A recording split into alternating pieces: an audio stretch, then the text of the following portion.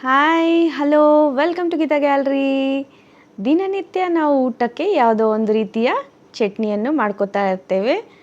ಹುಣಸೆಕಾಯಿ ಸೀಸನ್ನಲ್ಲಿ ಹಸಿ ಹುಣಸಿನಕಾಯಿಂದ ಕೆಂಪು ಮೆಣಸಿನಕಾಯಿ ಕಾಂಬಿನೇಷನ್ ಚಟ್ನಿ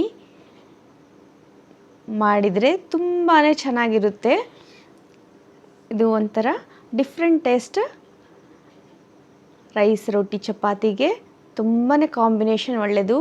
ಸ್ಪೆಷಲ್ಲಾಗಿ ರೈಸಿಗೆ ಬಿಸಿ ಬಿಸಿ ಅನ್ನದ ಜೊತೆ ಅಥವಾ ಮೊಸರನ್ನದ ಜೊತೆ ಕಾಂಬಿನೇಷನ್ ತುಂಬಾ ಚೆನ್ನಾಗಿರುತ್ತೆ. ಹೇಗೆ ಮಾಡೋದು ನೋಡೋಣ ಬನ್ನಿ. ಒಂದು ಪ್ಯಾನಲ್ಲಿ ಎಣ್ಣೆಯನ್ನು ಹಾಕ್ಕೊಂಡು ಹುಣಸಿನಕಾಯಿ ಚೆನ್ನಾಗಿ ಕಟ್ ಮಾಡಿಕೊಂಡು ಬೇರನ್ನು ತೆಗೆದು ಅದರಲ್ಲಿ ಹಾಕ್ಕೊಳ್ಳಿ.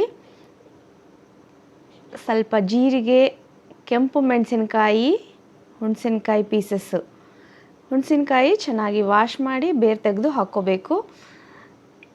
ಸ್ವಲ್ಪ ಫ್ರೈ ಆದ ನಂತರ ಇದಕ್ಕೆ ಹಸಿ ಕೊಬ್ಬರಿ, ಅರಿಶಿನವನ್ನು ಹಾಕಿ ಚೆನ್ನಾಗಿ ಫ್ರೈ ಮಾಡ್ಕೊಳ್ಳಿ. ಇದು 3-4 ದಿವಸ ನಾವು ಹಾಗೆ ಇಡಬಹುದು. ಚೆನ್ನಾಗಿ ಫ್ರೈ ಮಾಡಿ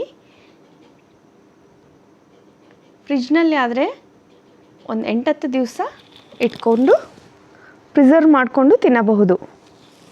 ಎಲ್ಲ ಫ್ರೈ ಆದ ನಂತರ ಇದಕ್ಕೆ ರುಚಿಗೆ ತಕ್ಕಷ್ಟು ಉಪ್ಪು, ಒಂಚೂರು ಬೆಲ್ಲ ಆಪ್ಷನಲ್, ನಿಮಗೆ ಇಷ್ಟವಾದರೆ ಹಾಕ್ಕೊಂಡು ಚೆನ್ನಾಗಿ ರುಬ್ಬಿ ಇದಕ್ಕೆ ಒಗ್ಗರಣೆಯನ್ನು ಹಾಕಿ ಸರ್ವ್ ಮಾಡಿ.